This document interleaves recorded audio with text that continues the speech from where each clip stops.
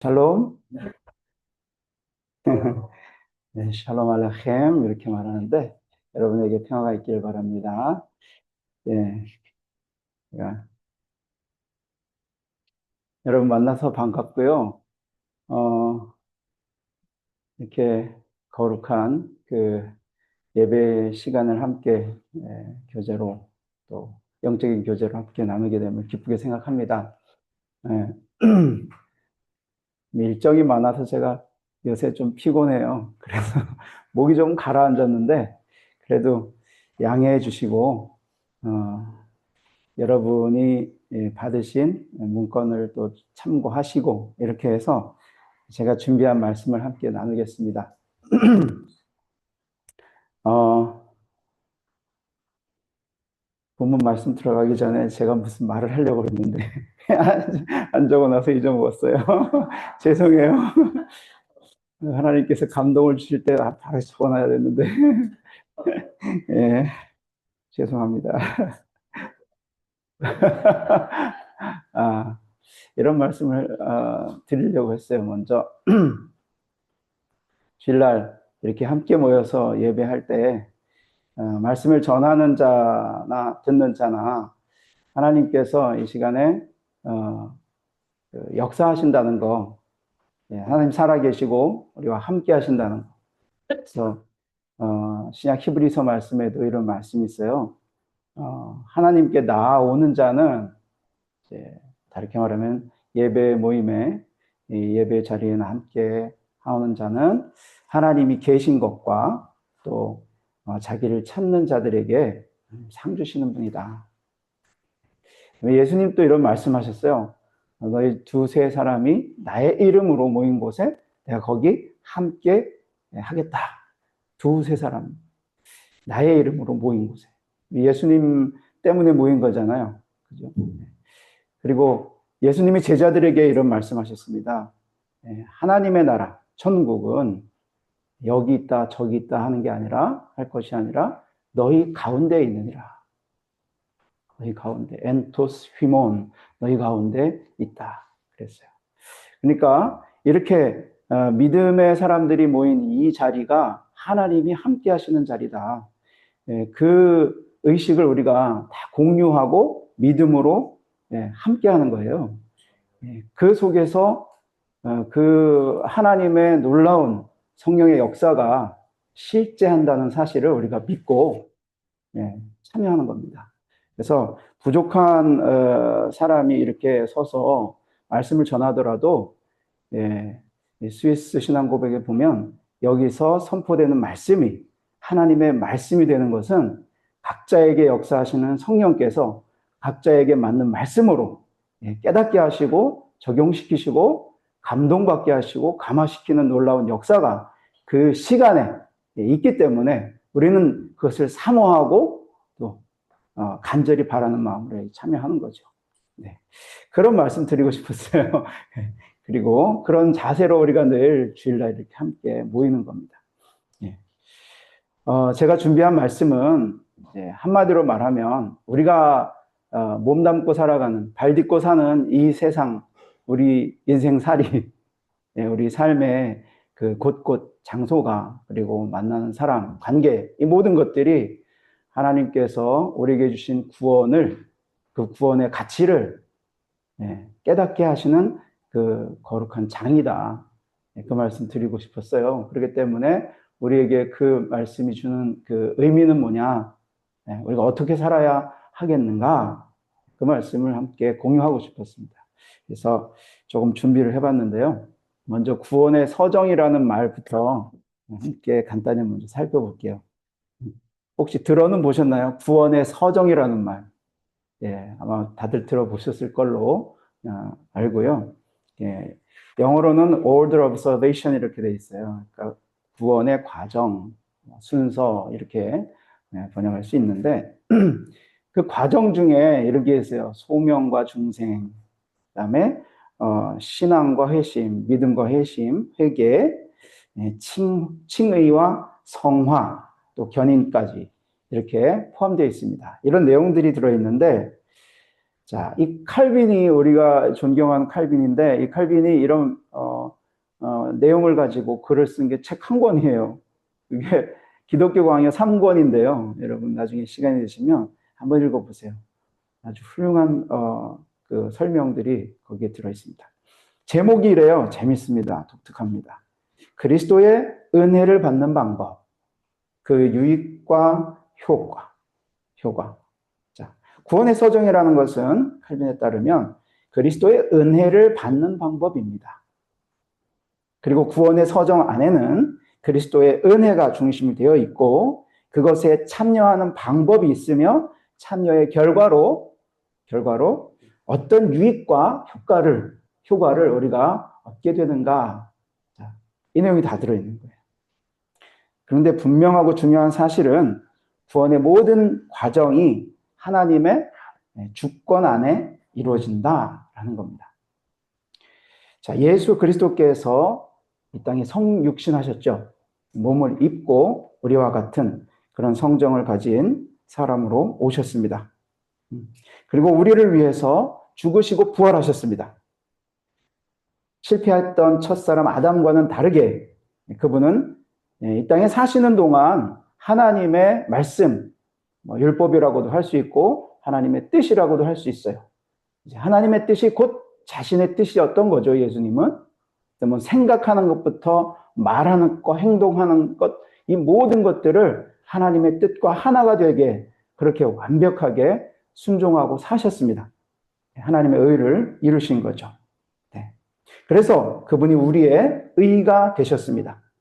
자, 이런 역사적 사실들은 복음의 핵심입니다. 이 복음을 우리가 믿는 것은 그냥 된 것이 아니라 성령께서 신비한 역사로 우리 속에 믿게 하신 역사가 있는 것이죠. 구원의 서정 전체가 근본적으로 하나님의 은혜의 바탕을 두고 있습니다. 그 은혜가 아니면 성립되는 게 없죠. 그래서 우리 구원의 서정의 알파와 오메가, 그것은 하나님의 철저한 은혜입니다.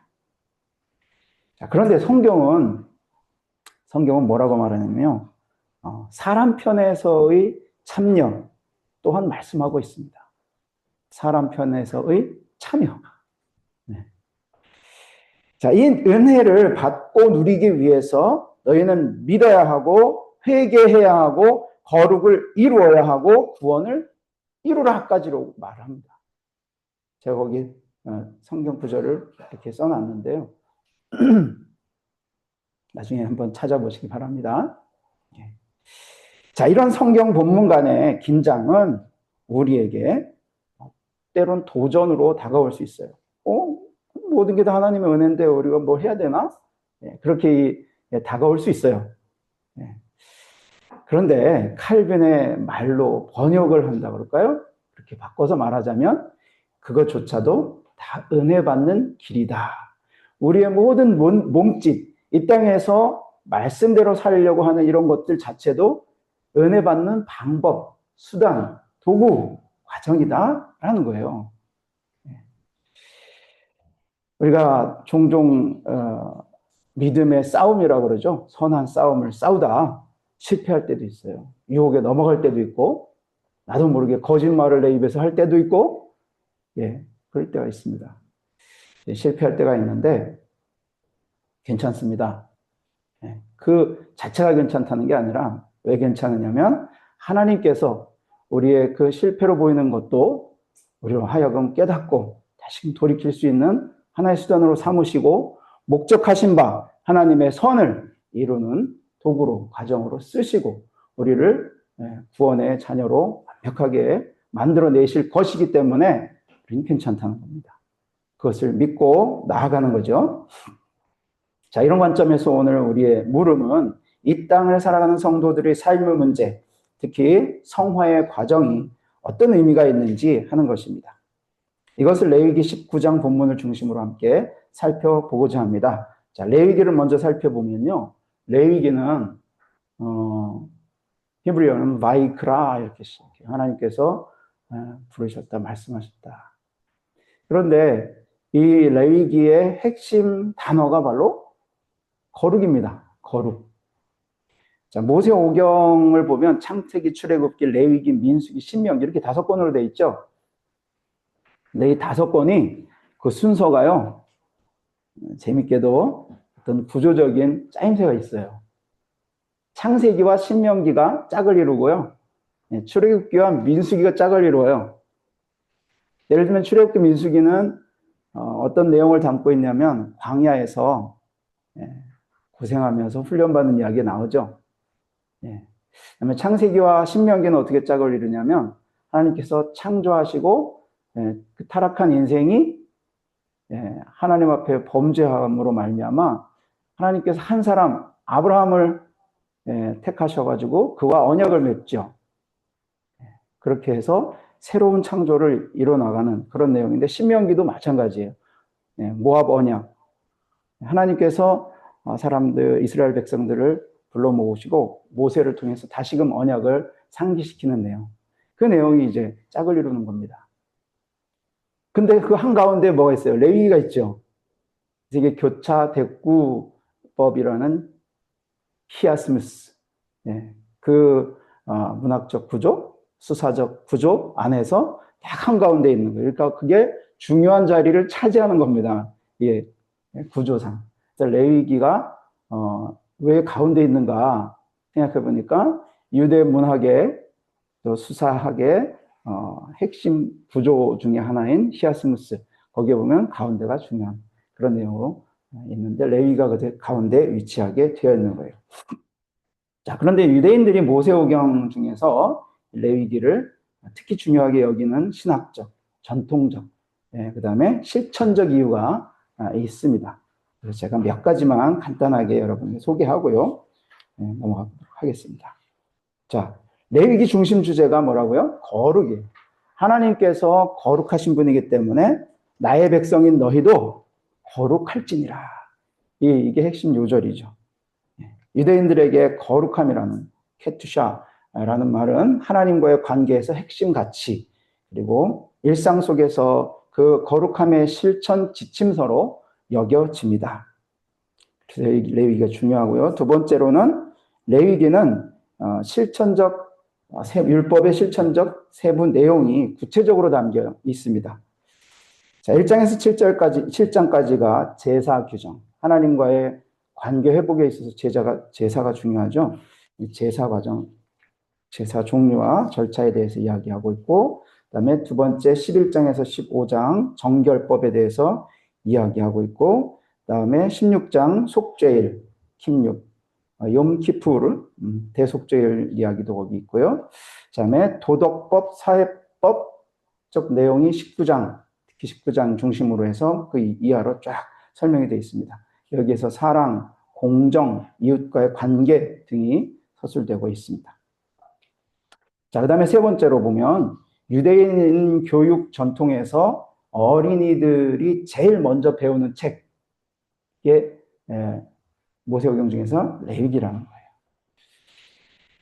자, 그 다음에 네 번째 보시면 성전 예배와 제사 중심의 유대 종교 전통이 있는데 레위기가 거기 규정이 잘 돼 있어서 이거를 유대인들은 아주 중요하게 생각합니다. 자, 그 다음에 마지막으로 하나님과의 언약 관계를 유지하는 그 방법으로서 지금 이 레위기가 유대인들에게는 중요해요. 죄를 지은 후 어떻게 다시 하나님과 회복될 수 있는가? 백성들이 하나님의 임재 앞에서 어떻게 살아야 하는가? 이런 질문에 대한 실천적인 해답이 담긴 책, 그것이 레위기입니다.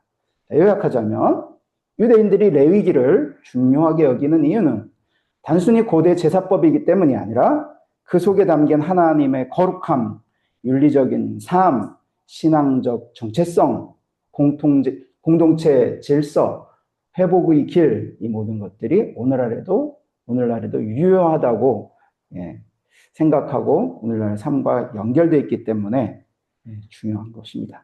자, 이런 배경 하에서 오늘 본문 말씀을 간단히 살펴보도록 하겠습니다. 자, 거룩이란 무엇인가? 이렇게 제목 다 받아봤는데요. 되게 추상적인 질문이잖아요. 어려운 단어예요. 거룩하면. 막연히 우리가 느낌은 있어요. 근데 그걸 정의해보라 그러면 쉽지 않죠. 거룩하다는 게 뭐냐. 특히 성경의 그 원어 단어를 모르거나 성경에서 사용되는 그 용법을 모르면 더 어려울 수가 있어요.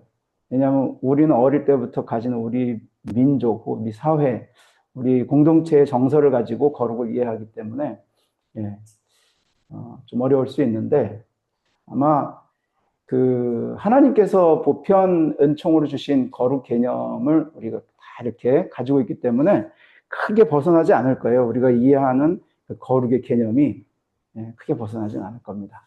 제가 오늘 설명하는 가운데 좀 좋은 이해가 우리에게 형성될 수 있으면 좋겠습니다. 자, 국어사전을 찾아보니까 거룩이 무엇이냐? 뜻이 매우 높고 위대하다. 뜻이 매우 높고 위대하다. 이렇게 정의가 되어 있어요.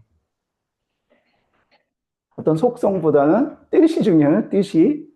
품은 뜻이 아주 높고 위대한 거룩하다. 이렇게 우리나라 사람들은 그렇게 이해한대요. 근데 성경에 보면 그 거룩이라는 것이 하나님의 본질적 속성이라는 거예요. 본질적 속성. 하나님 자체가 거룩하신 분이다. 네. 자, 어원적으로 제가 한번 살펴봤는데 고대 중동 사람들에게 거룩의 개념이 있어요. 그것은 뭐냐면 천상적이고 신적인 그 가치 개념이에요. 그러니까 국어 사전에도 가치, 뜻 뭐 이렇게 얘기하는데 고대 근동 언어를 찾아보니까 그런 뜻이 천상적이다, 신적이다. 그런 가치 개념이 있어요. 자, 이 땅에 속한 세속적인 것의 반대 개념으로 이해했던 거예요. 고대인들은. 자, 신학적으로 말하자면 하나님은 가장 성결한 영이십니다. 가장 선하고 도덕적으로 완전하신 분입니다. 즉, 그 어떤 부정함이나 죄의 오염이 없으시며 가장 순수하고 영광스러운 분. 그 하나님의 거룩이죠. 제가 묵상을 좀 많이 해봤는데 거룩이 뭘까 이렇게 생각해 보니까 여러분 우리가 아주 낯설지만 어떤 이런 경험을 할 때가 있어요. 이런 도회지에서 느끼지 못하는 건데 저기 아주 멋있는 절경이 펼쳐진 그 지역 산이라든가 바다라든가 이런 데 처음 우리가 가서 그 어떤 아름다움, 형언할 수 없는 아름다움과 절경 앞에서 우리 자신이 위축되는 느낌을 받고 와, 참 좋다. 그런데 거기서 힐링도 느끼고 그죠? 그 어떤 우리에게 느껴지는 느낌 그것도 하나의 거룩함의 속성이 아닐까 생각해 봤어요. 이 자연에서만 느껴지는 게 아니라 어떤 사람에게서도 그게 느껴져요. 저 사람, 어떤 사람 딱 봤을 때, 와, 정말 이 사람은 아름답고 말하는 거나 행동하는 거나 이 모든 거에 있어서 흠모할 만한, 나에게는 없는데 상당히 이 사람에게서 그런 게 확 느껴지는 그런 사람이 있어요. 옆 사람들 한번 보실까요? 우리 옆 사람들이 그런 분이 아닐까. 그렇잖아요. 우리 예수님의 놀라운 핏부림으로 정결케 되고, 세례를 받아서, 성령의 세례를 받아서 의식이 변화되고, 그죠? 더럽고 추했던 이기적인 욕심의 욕망의 마음이 이제는 확 바뀌어서 나를 중심을 사는 게 아니라 내 옆 사람 이웃을 위해서 살고 하나님의 그 거룩한 뜻을 이루고자 살아가겠다라고 이렇게 속 사람이 확 바뀐 의지의 방향이 바뀐 그게 거룩한 거잖아요. 우리 옆 사람 보시면 그런 게 얼굴에서 확 나타나야 되는 거죠. 그게 거룩한 거예요. 거룩한 거. 아이들이 막 태어난 아이들이 이제 엄마 젖을 먹고 새근새근 잠들어서 얼굴이 평안하고 막 이렇게 참 예쁜 얼굴을 보면서 이렇게 보면 평화가 느껴지죠. 뭔가 안전을 지켜줘야 될 것 같고 이 정말 소중한 존재가 이 생명이 참 예쁘게 자랐으면 좋겠다는 그런 소원이 마음에 막 생기고 그 존재로부터 나오는 느낌이 있어요. 그 하나님이 주신 거룩이라는 느낌이죠. 그게 우리 속에서 나오는 거예요. 그 다음에 자녀의 생명을 위해 기울이는 우리 부모님의 고귀한 희생과 사랑. 이거 꼭 말씀드리고 싶어요. 오늘 계명 중에서도 있기 때문에 그러는데 부모님이 자녀에게 기울이는 그 피덩이부터 이렇게 장성할 때까지 그 마음에 담고 이 참 고귀한 생명이 어떻게 살아갈 수 있을까, 어떻게 한 사람으로서 커갈 수 있을까를 고민하면서 그 쏟는 그 열정과 희생, 그 피땀, 그죠? 그런 것들이 참 거룩한 거다라는 거예요.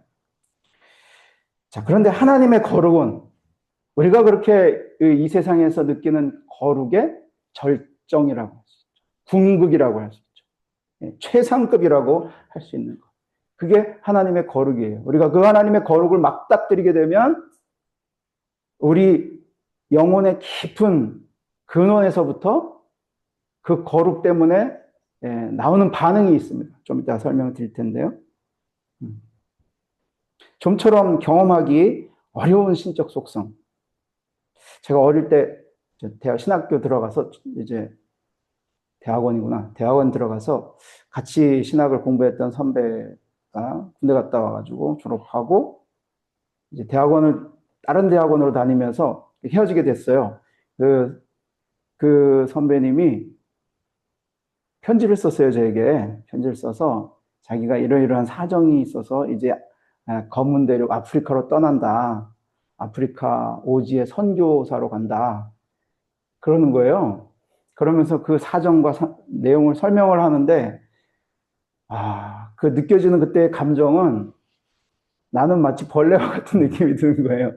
야, 이렇게 숭고한 그 희생을 치르면서, 자기의 생명과 목숨을 다 걸고, 아프리카의 영혼들을 위해서 간다. 그렇게 떠나는 그 모습을 상상할 때, 나는 뭐지? 막 그런 느낌이 들었던 경험이 있어요. 그 숭고한 희생 앞에서 나는 참 너무 안일하고 게으르고 난 나 자신을 위해서 사는 것만 같고 그런 느낌을 확 그렇게 대조적으로 느꼈을 때 그 느낌. 그게 그 사람에게서 느껴지는 거룩함이었던 거죠. 자, 근데 이 거룩이라는 게 제가 금방 설명드릴 때 여러분이 캐치하셨을지 모르겠는데 양면성이 있는 거예요. 성경 기록에 보면 하나님의 거룩하심을 경험했던 사람들은 모두들 죽음 혹은 멸망이라는 단어, 그걸 경험했대요. 체험했대요. 예를 들어서 사사 기드온이 하나님의 천사를 만나죠. 그랬을 때 하는 말이 슬프도소이다. 주 여호와여 내가 여호와의 사자를 대면하여 보았나이다. 슬프도소이다. 번역이 좀 약한 것 같아요. 나 슬퍼서 죽겠습니다. 이런 말이에요, 이게. 그 감정이라는 게. 그래서 하나님께서 이렇게 말씀하세요. 안심해라. 두려워하지 말라. 죽지 않을 거야. 그러니까 기도는 어떤 느낌이에요, 지금? 죽을 것 같다는 느낌이죠? 죽지 않을 거야 라고 말한 것은 죽을 것 같다는 거예요. 자, 선지자 이사야는요, 하나님께서 이사야서 6장을 보시면 하나님께서 이사야를 불러요. 우리가 누가 우리를 위하여 갈고 말씀하실 때 나를 보내소서. 근데 환상이 보이면서 하나님의 거룩한 천사들이 막 왔다 갔다 하고, 그래서 거룩한 여호와의 그 현현을 딱 만났을 때 이사야가 했던 말이 화로다 나여 죽게 되었도다. 죽게 되었도다. 저 히브리 말로 써놨는데 죽게 되었다라는 말. 죽을 것 같다라는 얘기예요. 죽을 것 같다. 사도 요한도 요한계시록에 보면 반모섬에서 환상 중에 부활하신 예수 그리스도를 보게 됩니다. 뭐 하얀 옷을 입고 머리부터 뭐 발끝까지 막 그 모습 있죠. 요한계시록 1장 17절 보면 그 예수 그리스도를 본 즉시 엎드러져서 자기가 죽은 자처럼 됐다고 그랬어요. 하나님의 본질인 이 거룩을 맞닥뜨렸을 때 사람들은 죽는 거예요. 죽어요. 예, 이 표현 자체 그대로예요. 죽을 것 같다는. 저 구멍이 있으면, 쥐구멍이 있으면 거기라도 들어가고 싶다는. 존재 자체가 부정당하는 어떤 그런 느낌. 예. 그게 거룩을 만난, 하나님의 거룩을 경험한, 거룩 자체가 우리를 부끄럽게 만들고, 우리가 죽을 것 같은 그런, 느낌을 주는 그런 반면, 또한, 거룩이라는 것은요, 이제 하나님의 거룩을 경험한 이후부터, 예, 즉, 하나님께서 우리에게 거룩의 인지 능력을 살리셔서 하나님의 속성을 경험하게 한 이후부터는, 어, 그 거룩을 흠모하게 만드셔요. 아, 이게 좋은 거구나. 우리가 이쪽으로 가야 되는 거구나. 나는 그 거룩하게 된 사람이구나. 라는 것을 깨닫고 내 속에서 어둠을 하나씩 걷어내고 싶어 하는, 그래서 조금 더 빛나고 아름답고 영광스러운 모습으로 내 자신이 변화해야 되겠구나. 그래서 그 거룩을 지향하고 따라가고자 하는 이 욕구가, 욕망이 우리 속에서 생겨나게 만드는 거예요. 그러니까 하나님의 거룩을 경험하지 않으면 이런 욕구가 좀처럼 일어나지 않는 거죠. 여러분의 마음 속에 만약 선을 행하고자 하는 그런 거룩한 마음, 정결하고 깨끗한 마음, 하나님 앞에 갖고자 하는 마음, 이것이 일어났다라고 하는 것은 하나님의 거룩을 여러분 경험하셨고 이제 그쪽으로 내가 나아가고자 하는 뜻이 생겼다라는 겁니다. 그런 놀라운 경험들이 여러분에게 있으셨을 줄로 믿습니다. 네. 그래서 하나님은 허물과 죄로 죽었던 우리를 살리셨고 이 거룩에 대한 인지 능력도 회복시키셨습니다. 그래서 이 거듭난 하나님의 자녀들에게 거룩은 언제나 사모할 영광스러운 가치로 인식되는 겁니다. 하나님께서는 놀랍게도 성도들이 이 신앙의 걸음을 걷는 평범한 일상 가운데에서 이 거룩을 훈련하고 체득하도록 제도적으로 우리에게 허락하셨다는 거예요. 제도를 허락하셨어요.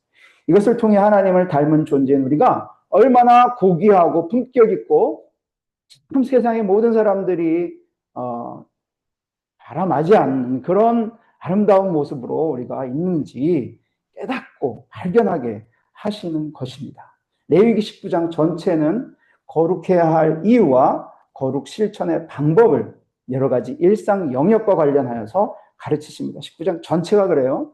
그러면 4절 이후 5절부터 마지막 절까지도 한번 쭉 읽어보셔요. 놀라운 은혜가 임할 겁니다. 레위기 19장 1절에서 4절은 구체적으로 다음과 같은 방식으로 거룩을 설명합니다. 자, 첫 번째, 하나님께서는 자기와 자기 백성 간의 관계를 확정하세요. 나는 누구고 너희는 누구다. 관계 확정. 나는 너희 하나님 여호와이니라. 너희는 나의 백성이다. 나의 자녀다. 자, 이 표현은 단순화된 형태로 8번이나 더 반복됩니다. 나는 너희 하나님 여호와이니라, 이게 7번 반복되는데요. 그것이 나는 여호와이니라 라는 표현으로 단축적으로 만들어서 8번이나 더 반복, 총 16번이 19장 내에서 반복되는 거예요. 자, 하나님이 거룩하시기 때문에 그의 백성도 거룩해야 한다. 그래서 하나님은 그 백성에게 거룩을 요구하시는 이유와 목적을 말씀하고 계십니다. 거룩한 분이 거룩하게 창조하신 존재이기 때문에 그 백성은 마땅히 거룩해야 한다. 이 관계를 먼저 우리가 늘 생각해야 되고요. 자, 두 번째로 그 관계 안에서 그러면 우리가 하나님 주신 계명이 어떤 의미가 있는가, 그걸 생각해 봐야 돼요. 자, 3절, 4절에 나타나는 제도적 명령, 뭐라고 됐냐면, 너희 각 사람은 부모를 경외하고 나의 안식일을 지키라. 부모 공경과 안식일. 유일하게 이 두 계명이 부정형으로 안 돼 있고 긍정형으로 돼 있어요. 10계명의 10계명을 보시면 하지 말라, 하지 말라, 하지 말라 이렇게 다 되어 있는데 두 개는 긍정을 해라 이렇게 되어 있어요. 해라. 이거 꼭 해라. 네, 이렇게 말씀하고 계십니다. 자, 10계명의 5번째 계명, 내 부모를 공경하라. 그리고 4번째 계명, 안식일. 나의 안식일이라는데 하나님의 안식일을 잘 지켜라. 그리고 1계명과 2계명 이게 언급되고 있습니다. 자, 거룩을 체득하라고 허락하신 계명이에요. 우리가 일상에서 하나님의 거룩을 어떻게 체득할 수 있겠는가? 그 첫 번째가 바로 5째 계명, 5계명, 내 부모님을 경외하라. 자, 왜일까요? 왜 부모라는 소재를 가지고 왔을까? 생각해 보면 우리 인생이 본질적으로 태어나지 않으면 누구에게서 태어나지 않으면 존재하지 않잖아요. 존재의 근원이 있는 거예요. 부모라는 존재가 이 땅에 있는 거예요. 그러니까 부모와 자식 관계는 뗄 수 없는 관계예요. 아주 교육하기 아주 좋은 소재이죠. 그죠? 본질적인 거니까. 예. 생명의 근원과 관계에서도 부모 자식 관계는 하나님과 그 백성, 하나님과 그 자녀의 관계를 비유적으로 이해할 수 있는 좋은 관계이기 때문에 하나님이 쓰신 것 같아요. 그리고 뿐만 아니라 그 부모 자식 관계가 어떤 의미를 가지고 있는지 제가 생각했던 것은 그거예요. 부모가 자식을 위하는 그 사랑의 마음, 내리사랑이라는 말을 하잖아요, 우리가. 내리사랑. 그것은 본능적이고 아주 자연스러운 그런 현상이에요. 그죠? 가끔 뭐 뉴스에 이상한 뉴스가 나기도 하잖아요. 그거 자녀를 뭐 학대해서 뭐 이렇게 사망에 이르게 하고 막 그런, 그거는 좀 예외적인 것이고, 일반적으로는 부모가 자녀를 사랑하는 마음은 누가 시켜서가 아니고 그냥 짐승도 그렇더라고요. 저희 집에 강아지가 6마리 태어났는데 지금 제가 옆에서 보니까 아우 지극정성이에요. 야, 어떻게 이렇게까지 하지? 사람이 하는 것보다 더 끔찍하게 하는 것 같은 느낌도 들고, 네, 눈도 못 뜬 강아지들인데 하여튼 모든 걸 다 해줘요. 생명이 부지될 수 있도록, 생명을 부지할 수 있도록 모든 걸 다 해줘요. 젖을 주고 또 길고양이들이 많이 왔다 갔다 하는데 쪽제비도 있고요. 그런 어떤 맹수들로부터 보호도 하고 잠도 안 자는 거예요. 지키느라고. 자, 그냥 본능적으로 자기의 자식에게 희생을 하는 거죠. 근데 그거에 비해서 역으로 한번 생각해 보세요. 자식이 부모에게 하는 거. 부모님들은 아실 거예요. 네, 그게 부모가 자식 위하는 것의 10분의 1이라도 자녀들이 할 수 있다면 그건 참 대단한 겁니다. 네. 그런데 하나님께서 이렇게 하라고 자꾸 명령으로 주신 건요, 우리가 안 하기 때문에 그런 거예요. 우리가 그렇게 살아면 그게 우리에게 복이고, 그게 뭐 장수하는 거라고 하잖아요. 성경에 보면 5계명은 너희가 이 땅에 지키면 장수하고 오래 살 거라고 약속까지 주셨어요. 근데 잘 안 해요. 그러니까 하나님 하라고 그냥 명령으로 그렇게 주신 거죠. 근데 이거 우리가 하면요, 어려운 일인데 이걸 우리가 해내면 우리 수준이 아주 높아집니다. 우리 수준이 높아져요. 하나님이 하라 하신 이거를 지키잖아요. 우리는 그만큼 수준이 높아져요. 질적으로도 높아지고, 그렇습니다. 다시 말해서 이 거룩의 참 가치를 우리가 이 계명 행함을 통해서 깨닫고 참 가치를 깨닫는 거예요. 그것을 더욱 사모하는, 그래서 하나님의 형상이 우리 개인과 교회에 더욱 충만해져 가는 것, 이것이 이 계명 지킴의 목적입니다. 자, 이와 같은 사실은 우리에게 중요한 의미를 갖습니다.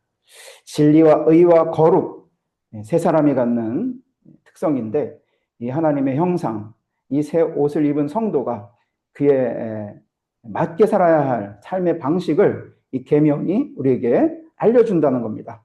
율법의 제3 사용이라고도 하고요. 그래서 성도는 이러한 삶의 가치에 목말라 합니다.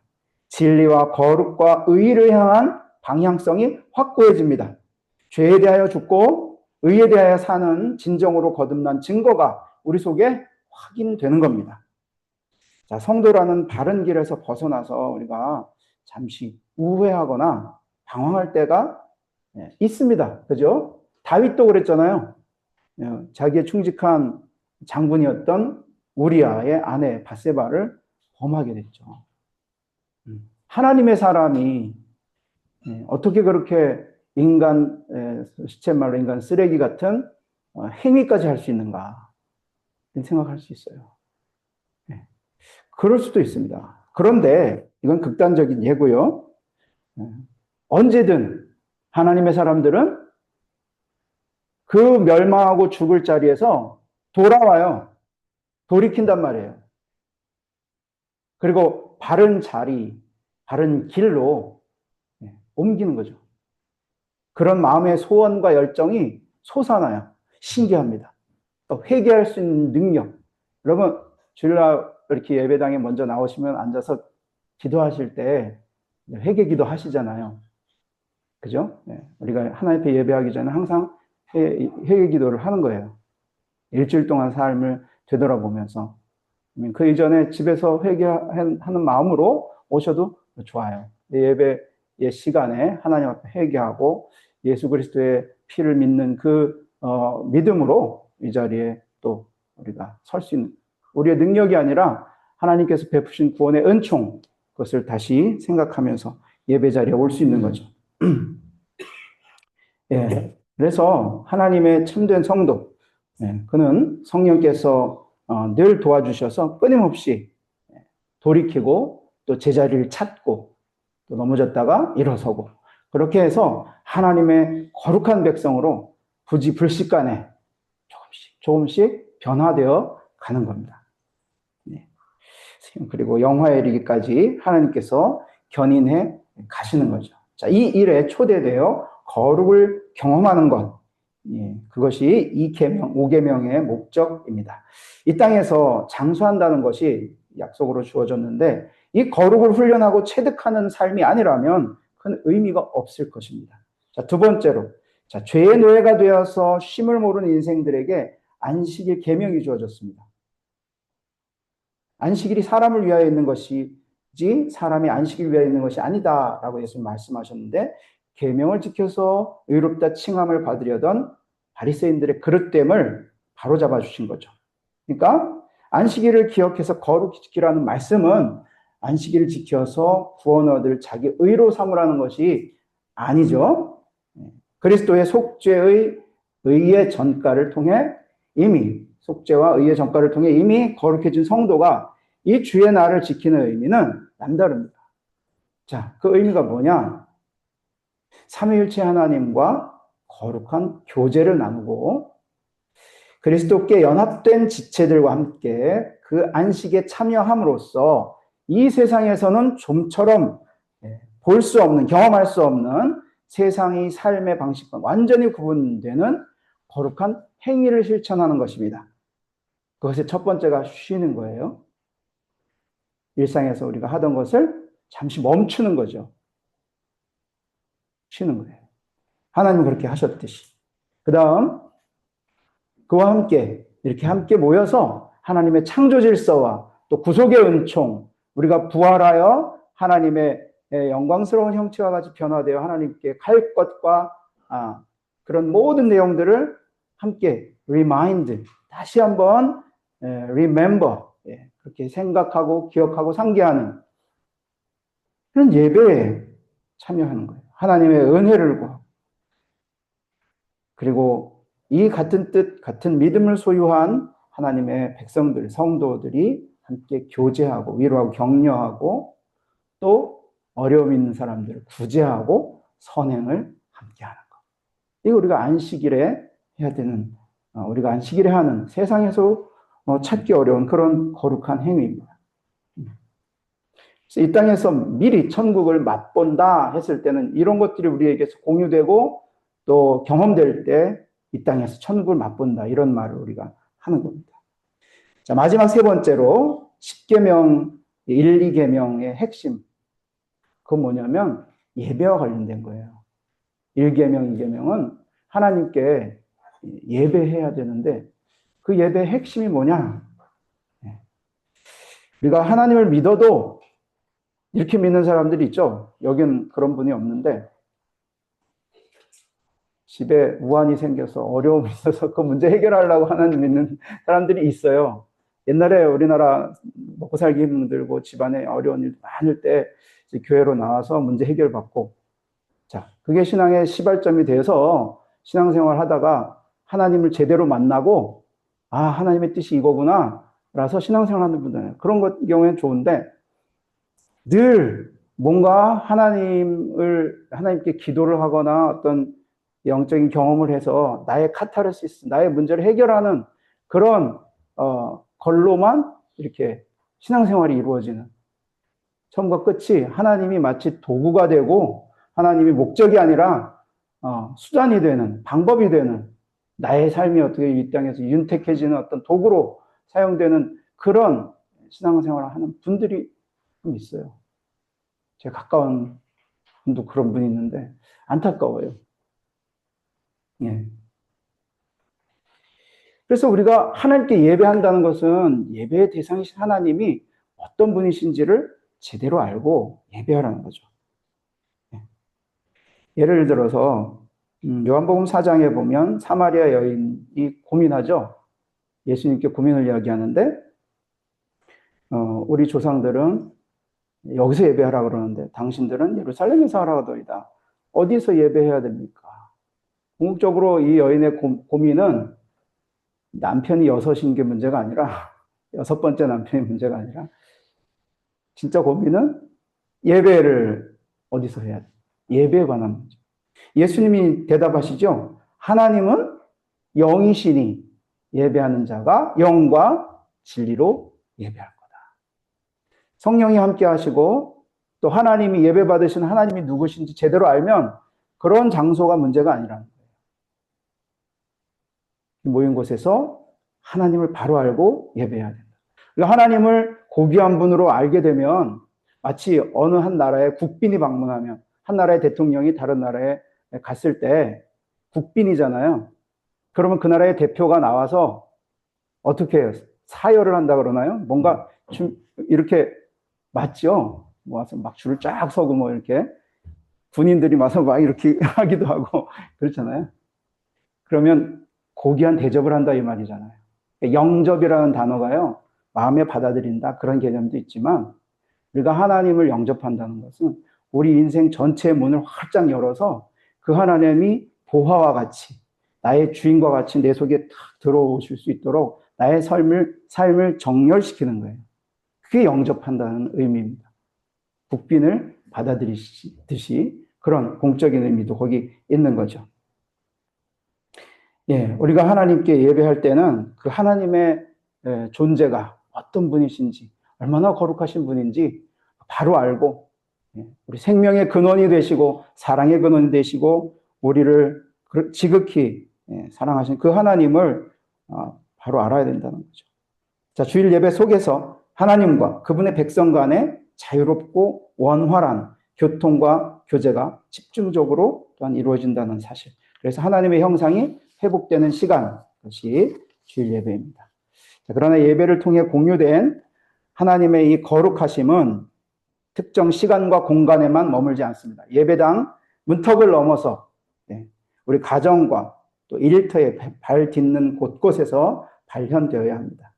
하루 일과 속에 만나는 사람들과 시 공간에 흘러가고 나눠져야 합니다. 자, 말씀을 맺겠습니다.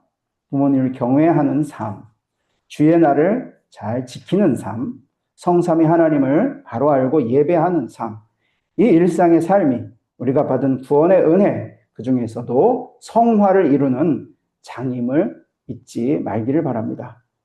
그리스도께 받은 은혜를 생각하며 우리 옆 사람에게 따뜻한 말 한마디 하고 하나님과 화목된 자로서 누리는 평화를 전하는 마음으로 상대방에게 보내는 환한 미소 한 조각. 또 고통받는 이들을 위해 육체적으로 혹은 정신적으로 물질적으로 여러 가지 환난을 당하는 이들을 위해 긍휼과 자비와 사랑의 마음을 듬뿍 담아 진심으로 드리는 기도 한 줄. 이것들 사소하고 평범할지 몰라도 이 모든 것은 거룩한 것입니다. 우리가 돈 많이 못 벌어서 부모님께 멋지게 공양을 못 하더라도 괜찮습니다. 살아생전에 그 사랑의 마음, 공경의 마음을 담아서 전화드리고 목소리를 들려드리고 종종 찾아뵙고 밥을 같이 먹으면 그게 5계명의 목적, 거룩을 이루는 우리 일상의 장입니다. 하나님께서 그걸 뜻하시는 거죠. 부모님을 공경하는 것과 같은 맥락에서 또 하나님께 시시때때로 말씀드리고 말씀을 듣는 기도, 영과 진리로 함께 드리는 이 참된 예배, 그리스도를 머리로 연합하여 몸된 믿음의 지체들과 사랑의 교제 나누는 이 코이노니아, 이 모든 것이 거룩한 것입니다. 우리의 평범한 일상에도 이런 실존적인 의미가 있음을 생각할 때에 작은 일의 날이라고 멸시하는 자가 되지 말고 소중히 여겨서 거룩함을 맛보는 기회로 삼을 수 있기를 바랍니다. 함께 기도합시다. 고맙습니다, 하나님. 오늘도 레위기 19장 귀한 말씀을 통해서 거룩이 무엇인지 묵상했습니다. 하나님, 우리 속에 이 시간에도 말씀하셨을 줄로 믿사오니 깨닫고 또 느껴지는 말씀이 우리의 삶을 변화시키고 우리 삶 속에서 하나님의 거룩이 얼마나 소중한 가치인지를 굳게 붙잡고 살아갈 수 있도록 역사하여 주옵소서. 예수님 이름으로 기도합니다. 아멘.